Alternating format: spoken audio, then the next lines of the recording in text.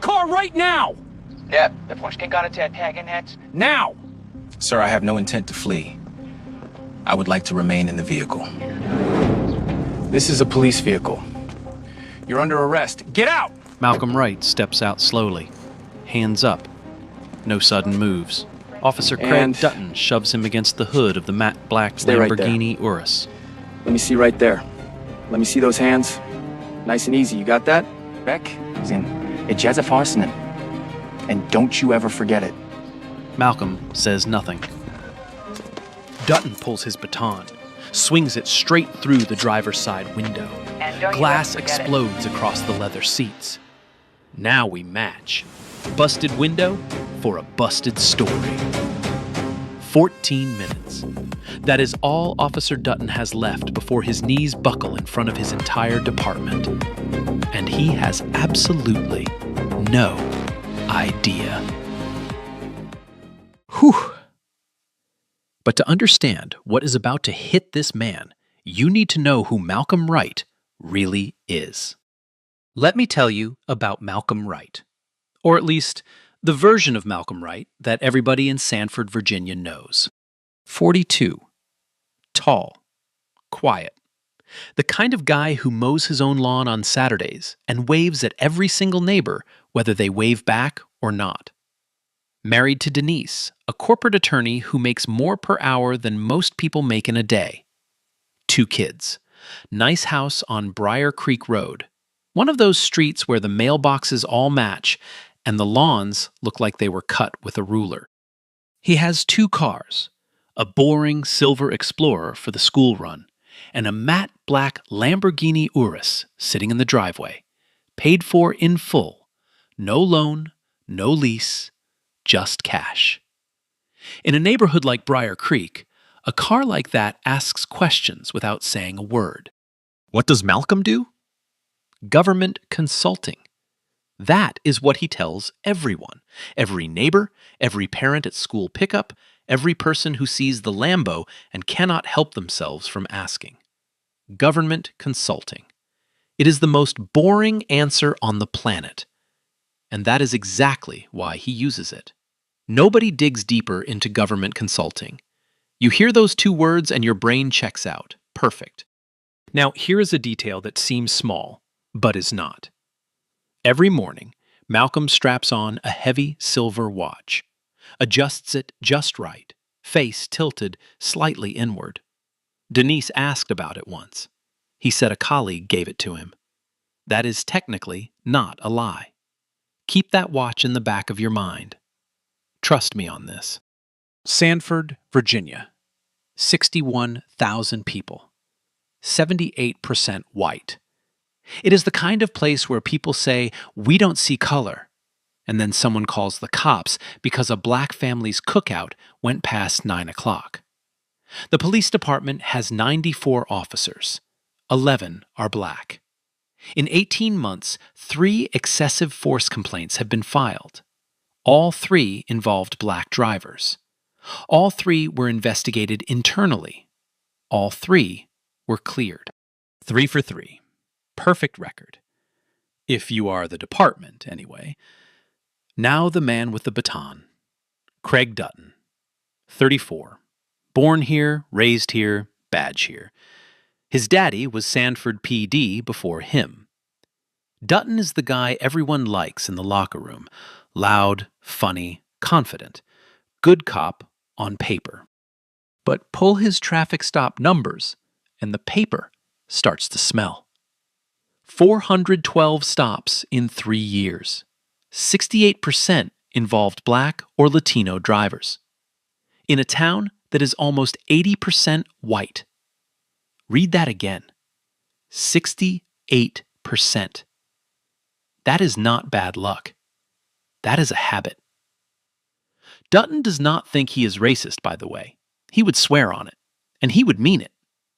But what you believe about yourself and what the data says about you are 2 very different conversations.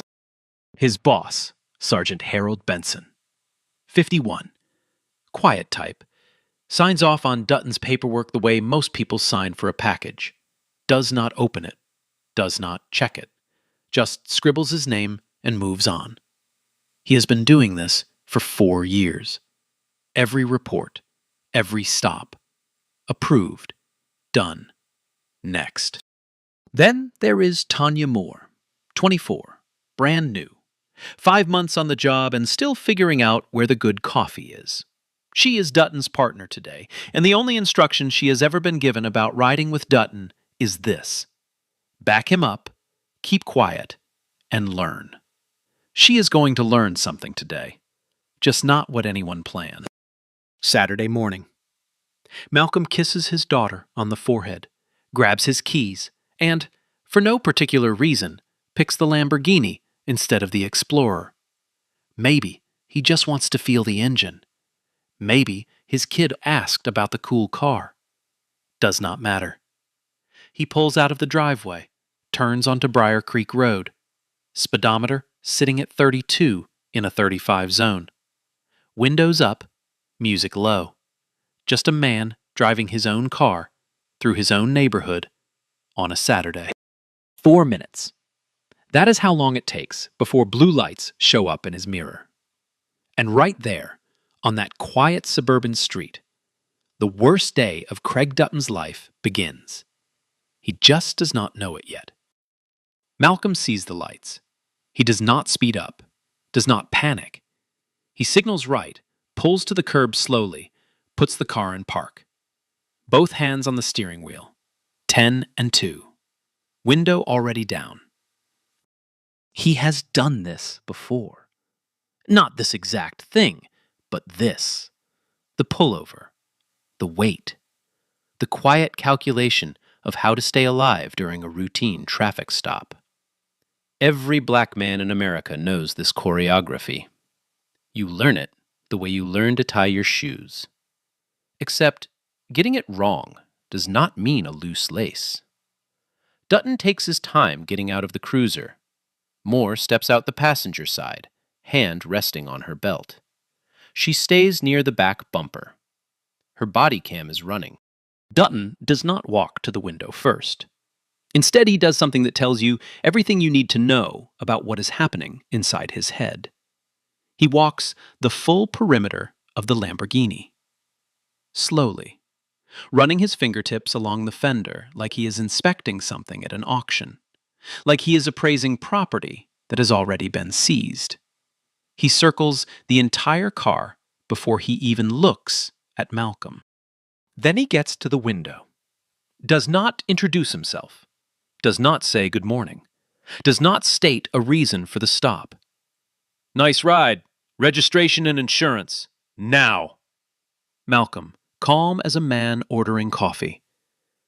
Good afternoon, officer. Can I ask why I was pulled over? Because I said so. Registration, insurance. Now. I'm reaching into my glove box for my documents. I didn't ask you to narrate. Just move. Malcolm moves slowly, hands visible the entire time. He pulls out his registration and insurance card and holds them out. Dutton snatches them, scans the registration, reads the name, reads it again. Malcolm Wright, and this vehicle is registered to Malcolm Wright. He says it like the words do not fit together, like the name and the car exist in 2 different languages and someone made a translation error. Must be nice. What do you do, Malcolm? Government consulting. Dutton snorts. Government consulting. In a $200,000 truck. He shakes his head slowly. Right. He walks back to the cruiser with Malcolm's documents. And now comes the wait. The long, deliberate, unnecessary wait. 5 minutes. Malcolm sits still.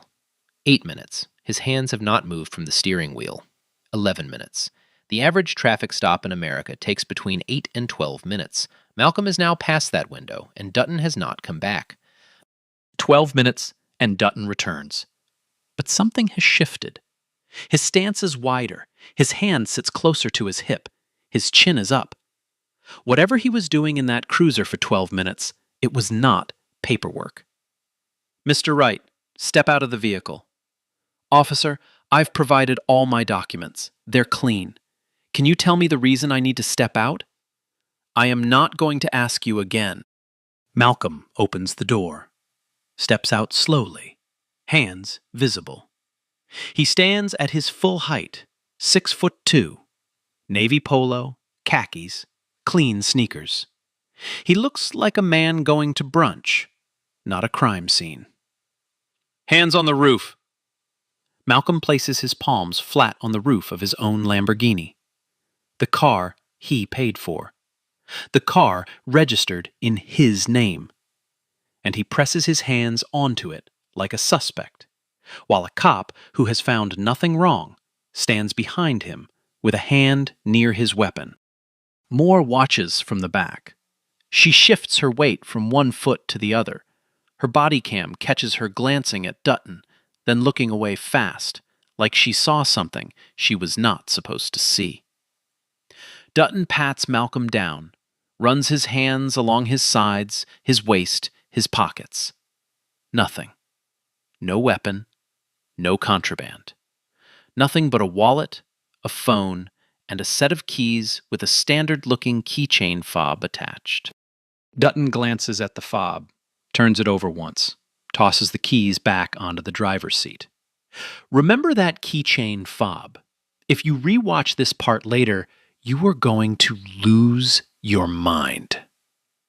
Dutton steps back, looks at the car, looks at Malcolm. And here comes the line that tells you this was never about a traffic stop. You got an attitude, you know that? Standing there looking at me like you're somebody. Malcolm does not respond. He keeps his hands on the roof, keeps his eyes forward. His breathing has not changed once since this started. Dutton walks around to the passenger side, points through the windshield at the passenger seat where a manila envelope sits on the leather. What's in the envelope? Personal documents. Open it. I do not consent to a search of my vehicle, officer. Dutton tries the passenger door. Locked. Malcolm hit the auto lock when he stepped out, a small thing, an automatic thing. What happens next takes about 3 seconds, but it is going to echo for a lot longer than that. Dutton pulls his baton, steps back, and swings it straight through the passenger side window. The glass does not just crack, it explodes inward.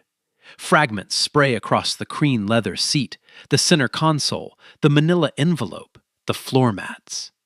The sound is sharp, clean, almost musical. Then, silence. Malcolm closes his eyes. 1 second. 2. When he opens them, his expression has not changed. Not one muscle. Moore, behind them, takes a step back. Her lips move, but no sound comes out. Her body cam catches everything. Dutton reaches through the broken window, grabs the envelope, holds it up like a trophy, then walks back around to Malcolm and delivers the line you heard at the beginning of this video.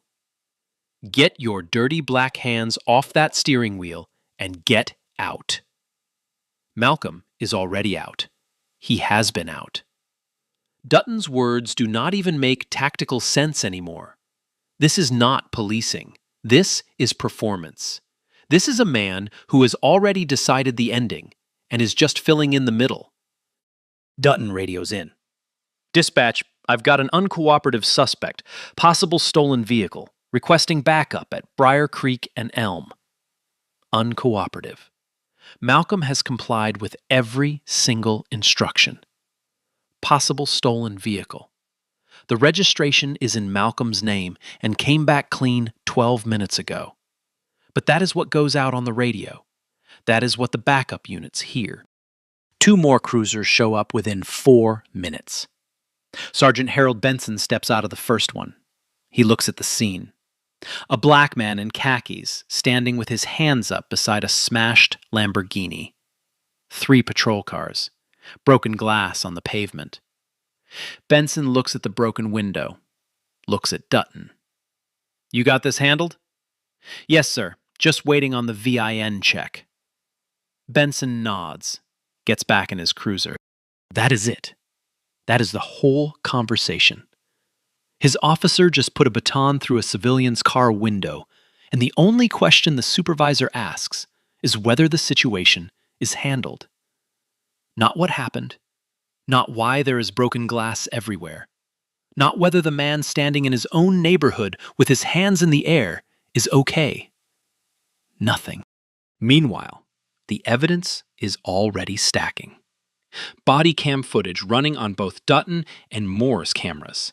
The in-car cruiser camera recording audio. GPS data showing Malcolm was pulled over 0.3 of a mile from his own house. Dispatch logs showing 0 stolen vehicle reports for any Lamborghini in the entire Tri-County area. There was no reason for this stop. No reason for the search. No reason for the broken window.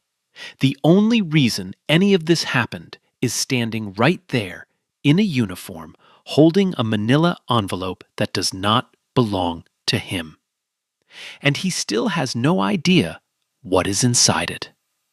Bro, imagine that it is you, your car, your street, and some dude in a uniform smashes your window and says you don't belong.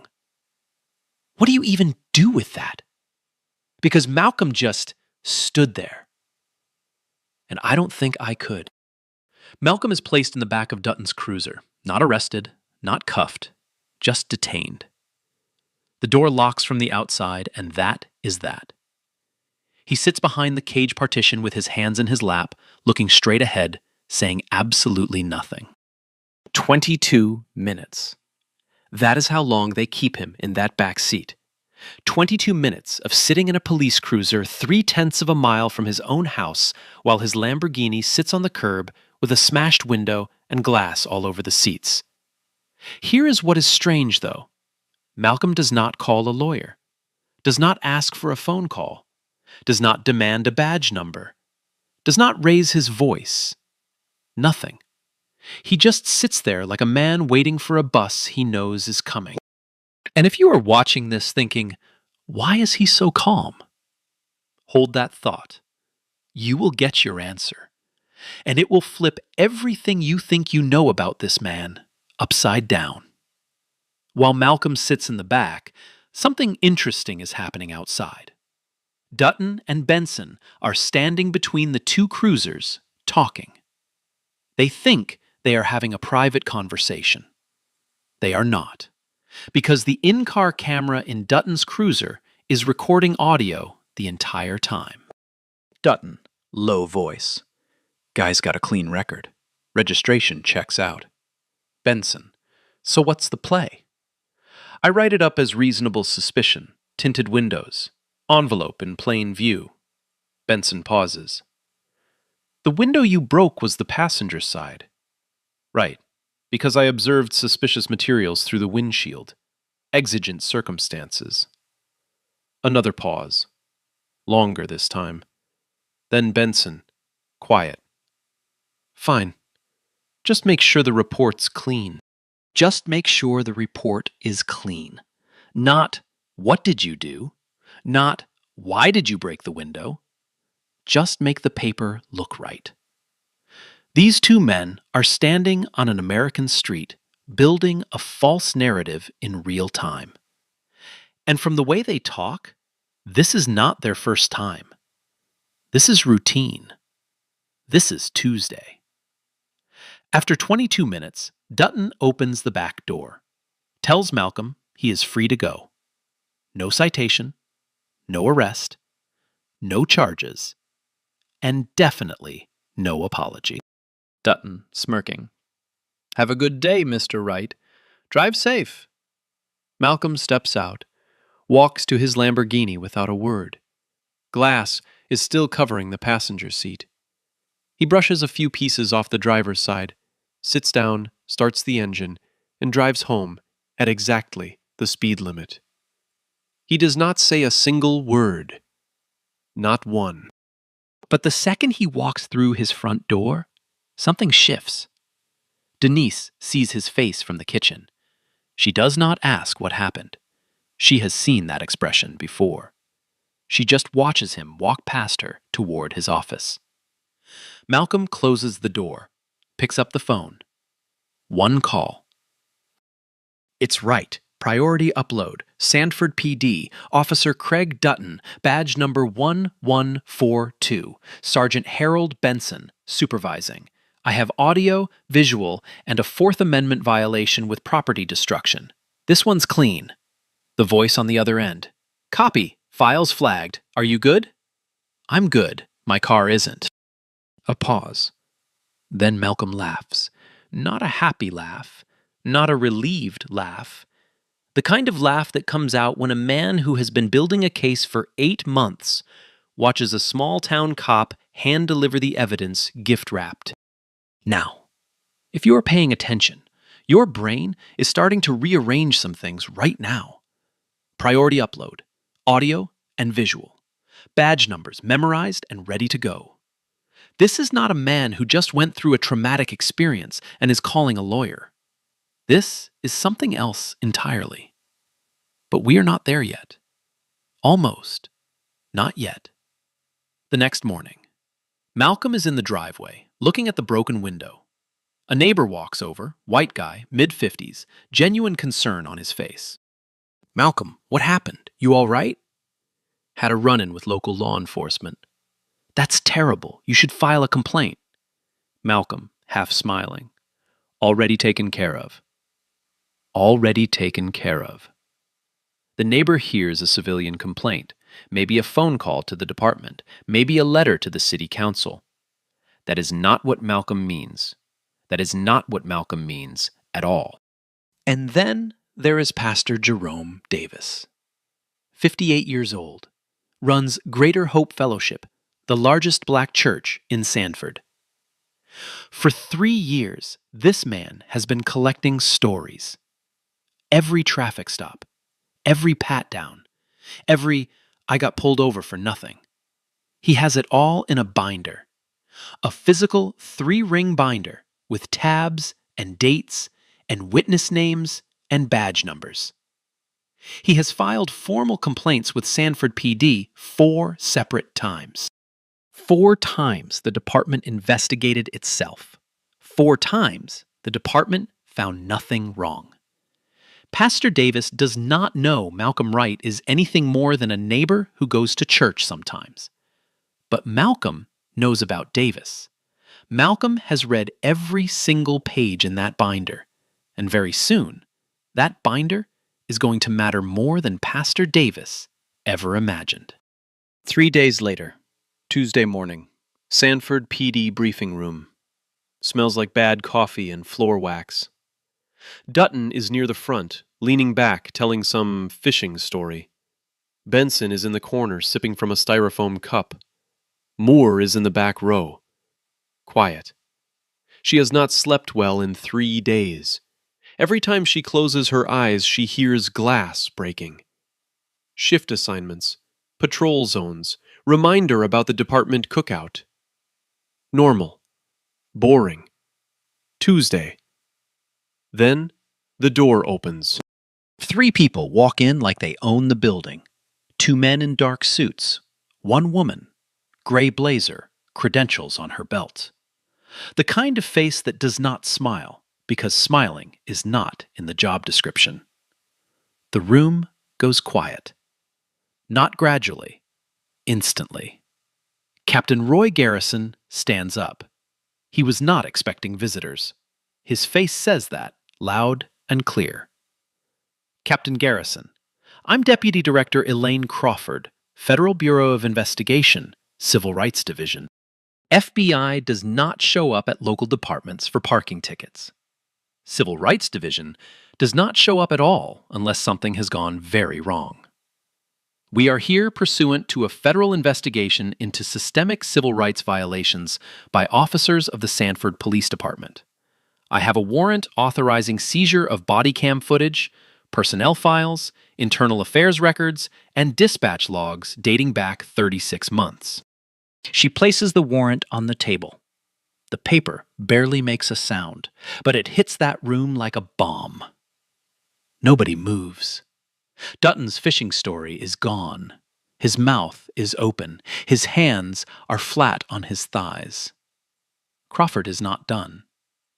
This investigation was initiated based on evidence gathered by a special agent embedded within this community for the past 8 months. Embedded. 8 months. Someone has been here. Among them. Watching. Listening. Recording. Dutton's face has not changed yet. He is still thinking this is about someone else. Not him. Not possible. Crawford takes one breath. The agent in question is Special Agent Malcolm Wright. The room collapses. Dutton's face goes white. The blood leaves his cheeks like someone opened a drain. His coffee cup rattles on the table. His hand is shaking. And then his knees buckle. Not a metaphor. His actual knees give out, and he catches himself on the edge of that table. Because the man he called a gorilla in a tuxedo, the man whose window he smashed, the man he told to get his dirty black hands off the steering wheel, that man is a federal agent who has been investigating him for months. Benson stands up, sits down, stands up again, looks like a man trying to leave his own body. Moore closes her eyes. A single tear rolls down her cheek. But her shoulders drop. She is not crying because she is scared. She is crying because someone finally showed up. Crawford pulls out a tablet, taps the screen. Malcolm's voice fills the room. "I do not consent to a search of my vehicle, officer." Then, the sound of glass breaking. The footage is from Malcolm's watch. That heavy silver watch he adjusts every morning, the gift from a colleague. It is an FBI-issued covert recording device. 43 minutes of continuous audio and video. Every word Dutton said. Every swing of the baton. Every shard of glass. Every syllable of gorilla in a tuxedo. All of it. Federal evidence. Authenticated. Logged. Go back to section 2 right now. The part where Malcolm straps on that watch. He was not fidgeting. He was activating a recording device. And Dutton just gave him the grand finale. Crawford taps again. Footage stops. Additionally, the documents Officer Dutton seized from the vehicle were classified FBI case materials related to this investigation. The unauthorized seizure constitutes a separate federal offense under Title 18, Section 2232. The manila envelope. The thing Dutton reached through a broken window to grab, the suspicious materials. Those were FBI case files. About him. About his department. He broke a window to steal the evidence against himself. Dutton tries to speak. His voice cracks. I didn't know he was... Crawford does not blink. Whether you knew his identity is irrelevant, officer. The law applies regardless of who the victim is. That line. That is the whole story right there. The law does not require the victim to carry a badge, does not require him to be recording, does not care if the man in the Lamborghini is an FBI agent or a plumber or a pastor or a kid driving his mom's car. You cannot do what Dutton did to anyone. Malcolm just happened to be the one who could prove it. Moore stands up, walks toward one of the agents, voice shaking but feet steady. I have something I need to report. About that stop. And about others. She is terrified, but she is standing, and in a room full of men who spent years looking the other way, the youngest badge is the first one to open her mouth. Here is where the story stops being about one traffic stop and starts being about an entire department. The FBI Civil Rights Division is not investigating what happened to Malcolm Wright on Briar Creek Road. I mean, they are, but that is not the whole picture. What they are investigating is a pattern, a pattern and practice of discriminatory policing at Sanford PD. That is the legal term, pattern or practice. It falls under 34 U.S.C. Section 12,601. And if you have heard of Ferguson or Baltimore or Chicago, you have heard of this law. It is the same tool the Department of Justice used to crack open those departments. Malcolm's stop was not the thing that started the investigation. It was the thing that finished it. The final piece, the last brick in a wall that has been going up for 8 months. Malcolm endured that humiliation on purpose, strategically. Not because he had to, but because he knew exactly what Dutton would do if given the opportunity. And Dutton delivered. Now the real work begins. FBI analysts pull 18 months of body cam footage from Sanford PD's servers. Every traffic stop, every interaction, every foot of digital tape. And they start flagging. 23 incidents involving Craig Dutton alone, all involving Black or Latino drivers. And the patterns are so consistent, it is almost like Dutton was following a manual. Stops with no stated reason. Dutton pulls over a black man in a Honda Accord and writes taillight malfunction on the report. The body cam footage shows both taillights working perfectly. Prolonged detentions. Average stop time for black drivers with Dutton is 34 minutes. Average for white drivers in identical situations is 9. 34 versus 9. Same cop, same streets, same laws. Aggressive language from the first word. No greeting, no identification, just commands. And searches without consent or probable cause, over and over and over. In one stop, Dutton pulls over a 22-year-old black college student driving a BMW. The kid is wearing a university sweatshirt. His registration is clean. His license is spotless. Dutton's first words to him are, "Let me guess, your parents co-signed?" The kid is a pre-med honors graduate. The car was a graduation gift from his grandmother.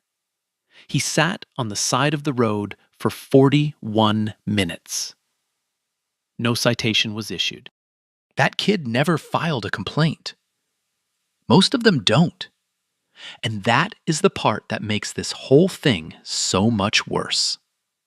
For every person who walked into Sanford PD and filled out a form, there are a dozen more who just drove home and tried to forget about it, who told themselves it was not worth the trouble, who knew that complaining to the department about the department was like asking the fox to investigate the henhouse. But the FBI is not the fox, and they are not asking. Now, Sergeant Harold Benson, the quiet one, the paper signer. Here is what the investigation finds about Harold Benson. Every single one of Dutton's incident reports for the past 4 years passed through Benson's desk. Every one was approved. Not one was questioned. Not one was sent back. Not one was flagged for review. And here is the part that turns Benson from a lazy supervisor into something worse. 3 civilian complaints were filed against Dutton in the past 18 months. All 3 came from members of Pastor Davis's congregation. All 3 landed on Benson's desk for internal review. Benson's process for reviewing those complaints was as follows. He read Dutton's version. He checked the report. He signed the clearance form. Done. He never watched the body cam footage. Not once. 3 complaints. 3 opportunities to pull the tape and see what actually happened. 3 times he chose not to look. Because looking might mean finding something. And finding something might mean doing something. And doing something is not Harold Benson's style. When the FBI asks Benson about this in his initial interview, his answer is beautiful in its emptiness. I trusted my officer's judgment. I had no reason to doubt his reports. No reason to doubt. Except the body cam footage. that contradicts every single one of those reports. Footage that was sitting on the department server the entire time. Footage that Benson had full access to and never once opened. That is not trust. That is architecture. That is a system designed so that the person checking the work is the same person who benefits from not finding anything wrong. Now, Tanya Moore. This is where the story gets complicated, in the best way. Moore sits down with FBI investigators and gives a full statement. She is nervous. Her hands are shaking. But she talks. And once she starts, she does not stop. She tells them about the culture, how from her first day, she was told that questioning a senior officer's stop was disloyal. Not against the rules, disloyal. Like it was personal. Like the badge was a family, and snitching on family was the worst thing you could do. She tells them what Dutton said in the cruiser before the stop, before the lights went on, before any of it. He saw the Lamborghini, pointed at it, and said 2 words, drug dealer. That was it. Drug dealer. He did not run the plates first, did not check the registration, did not have a reason.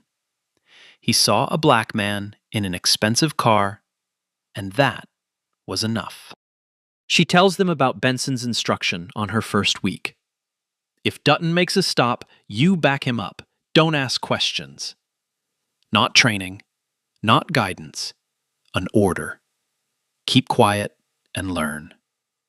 And then she gives them the text messages. Moore has screenshots from a group chat between Dutton and 4 other officers. She does not read the messages out loud. She hands them over on her phone and looks at the floor while the agents scroll through. The narrator does not repeat what those messages say either, but the FBI catalogs every word, every slur, every joke, every casual, comfortable, unashamed line of racism that these men typed to each other while wearing badges paid for by the people they were mocking. Moore is not a hero in this story. She knows that. She stood on Briar Creek Road and watched Dutton smash that window, and she did not say a word. She heard him call Malcolm a gorilla, and she did not step forward. She failed in the moment, and she will carry that. But 3 days later, she walked into a room full of federal agents and opened her mouth. And that matters. Not enough to erase what she did not do, but enough to change what happens next. Pastor Jerome Davis. 3 years of binders. 3 years of being ignored. FBI agents show up at Greater Hope Fellowship on a Wednesday afternoon. Davis meets them in his office. He is suspicious, arms crossed. He has been through this before. Every time I hand over my records, nothing happens. Why should I believe this time is different? The agent across from him, steady. Because this time, we're not asking your department to investigate itself. Davis looks at the agent for a long time. Then he stands up, walks to a filing cabinet, and pulls out his binder.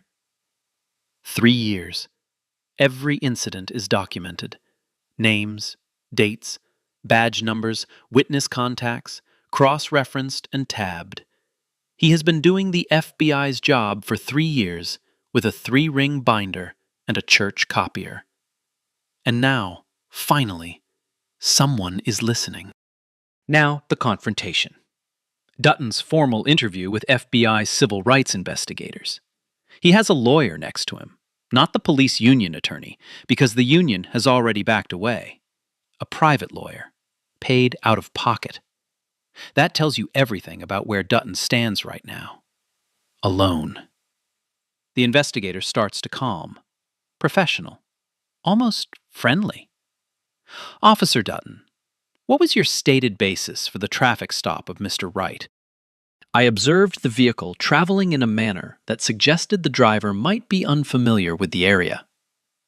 Mr. Wright has lived at his registered address in your patrol zone for 8 months. I wasn't aware of that. You ran his registration. His address appeared on the document you were holding in your hand. Dutton's lawyer. My client has answered the question. Officer Dutton, why did you break the passenger side window of Mr. Wright's vehicle?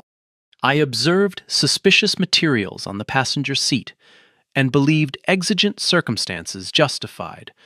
The materials were a sealed manila envelope. In your report, you described them as, quote, a large package consistent with narcotics packaging. Is that accurate? Dutton does not answer.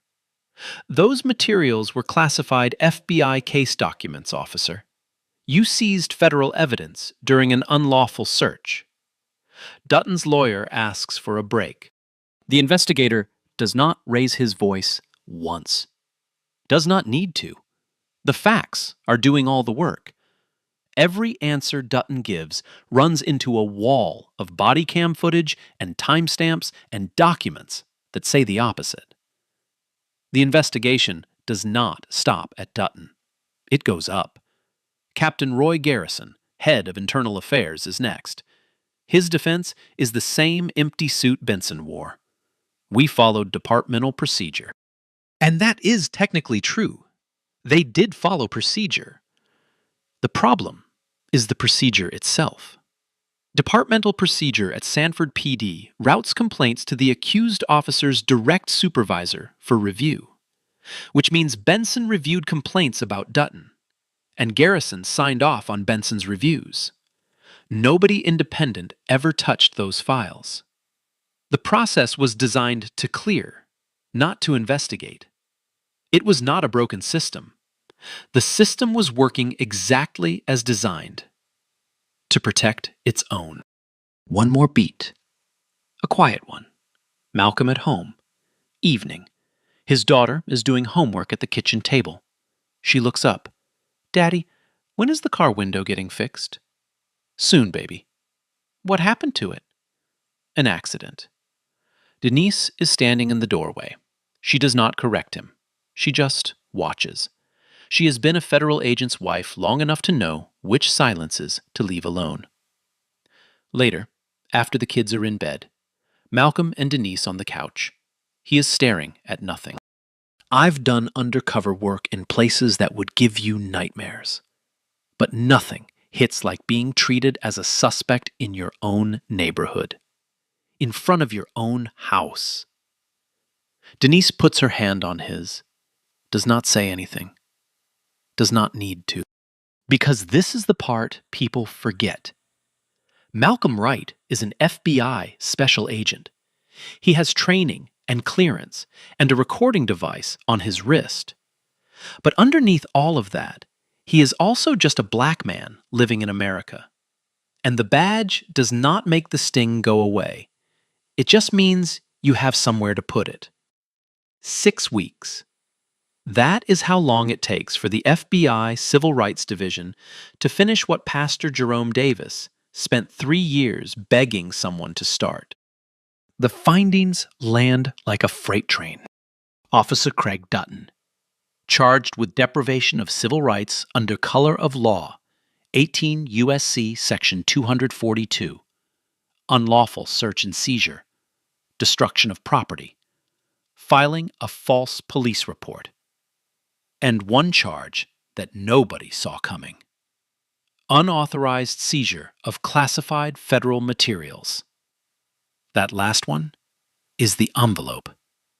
The envelope he smashed a window to grab. The envelope that contained the case files about him. Every charge is federal. Every charge carries prison time. Sergeant Harold Benson, charged with conspiracy to deprive civil rights for knowingly approving false reports. Obstruction of justice for burying 3 civilian complaints without reviewing available evidence. 2 charges, both federal. Captain Roy Garrison, not criminally charged, but removed from command of Internal Affairs effective immediately, referred for administrative action. Failure of supervisory oversight. His career in law enforcement is functionally over. He just does not have handcuffs to show for it. Dutton's termination hearing is short, 15 minutes. He walks in wearing a suit instead of a uniform for the first time in 6 years. His badge and service weapon are collected at the door. He signs the paperwork. Nobody shakes his hand. He walks out carrying a cardboard box. His father's name is on the department's wall of honor. Craig Dutton's name will not be joining it. His criminal trial is set for federal court, not state court, not Sanford County, federal, where the judges do not golf with the police chief and the jury pool is not pulled from the same 61,000 people who wave at Dutton in the grocery store. Benson does not make it to a hearing. He resigns before termination proceedings begin. Quietly. No press conference, no statement. He takes a plea deal on the conspiracy charge, reduced sentence in exchange for full cooperation. He provides testimony about departmental practices going back a decade. Every shortcut, every buried complaint, every report he signed without reading. Harold Benson spent 6 years making sure the paperwork looked clean. In the end, it was his own paperwork that buried him. And then comes the part that matters more than any individual punishment. The city of Sanford enters into a federal consent decree, a binding legal agreement that says, you will fix this, or we will fix it for you. The terms are specific. Independent oversight of all internal affairs investigations. No more department investigating itself. Mandatory racial bias training with annual recertification. Not a one-time seminar. Every year. Every officer. Body cam footage review by an external civilian board. Not the captain. Not the sergeant. Civilians. People from the community with the authority to watch the tapes and ask hard questions. And a completely rebuilt complaint process that routes directly to an independent office, bypassing the chain of command entirely. City Councilman Gerald Underwood issues a public statement. This is not the legacy we wanted, but it is the correction we needed. Tanya Moore is not charged. Her cooperation is documented in the federal report. She does not celebrate. She transfers to a new unit created under the consent decree, Community Liaison, a job that did not exist at Sanford PD 6 weeks ago. Moore did not speak up fast enough. She would be the first to tell you that. But when the moment came to choose between silence and truth, she chose truth. And that choice cracked the whole thing open. And Malcolm Wright. After 6 weeks of depositions and evidence reviews and classified briefings, Malcolm receives a commendation from the FBI Civil Rights Division. The ceremony is private. No cameras, no press, just a handshake and a piece of paper that says what he did mattered. After the ceremony, Malcolm drives home in his new Lamborghini Urus. Same color, same spec, matte black. Paid in cash. Again. He pulls into the driveway on Briar Creek Road. His daughter comes running out the front door. He picks her up.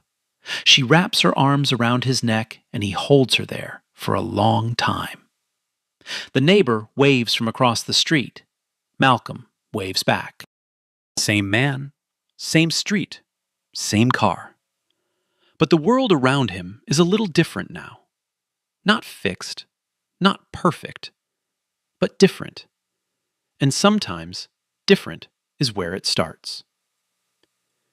Here is what stays with me about this story. Between 2015 and 2024, the Department of Justice opened pattern or practice investigations into more than 20 police departments across the United States. 20. And in nearly every single one, the findings were the same. Systemic bias. Inadequate oversight, a culture that punished the people who spoke up more than it punished the people who did wrong. 20 departments. Same story. Over and over. Malcolm Wright was able to hold Craig Dutton accountable because he happened to be carrying an FBI badge and a recording device disguised as a wristwatch. He had the training. He had the backup. He had an entire federal division ready to move when the moment came. But what about the man who does not have any of that? What about the college kid in the BMW who sat on the side of the road for 41 minutes because an officer decided a black student could not possibly own a nice car? That kid went home, did not file a complaint, did not tell anyone, just swallowed it and moved on. What about Pastor Davis? 3 years of documenting every incident. 3 years of filing complaints. 3 years of being told nothing is wrong when everything is wrong. He did not have a badge. He had a binder and a copier and the stubborn refusal to stop. What about every person who got pulled over, patted down, talked to like they were less than human, and then drove home and sat in their driveway for 10 minutes trying to feel normal again? No body cam, no recording device, no federal backup, just their word. And too often, their word was not enough. The law that Craig Dutton violated does not say the victim has to be an FBI agent. It does not say the victim needs a hidden camera. It says you cannot do what he did to anyone, period. The badge means you protect people, all people, not just the ones who look like you or drive the cars you think they should drive. Pastor Davis sits on the Civilian Oversight Board now. First meeting, he opens that binder one last time, reads a single name out loud. The first person who filed a complaint 3 years ago. The one that got dismissed in 48 hours. This is who we are here for. Every name in this binder. Every person who was told nothing was wrong. Something was wrong. And now we are going to fix it. I want to hear from you. Have you ever been judged before someone even knew your name? Have you ever had someone look at you and decide who you are before you opened your mouth? Drop your story in the comments, because every story matters. Man, this one got me. Like, just picture it. That is your driveway, your car, your kids watching. And some dude with a badge treats you like trash. What would you do? Hit like, share this, and drop your answer below. For real.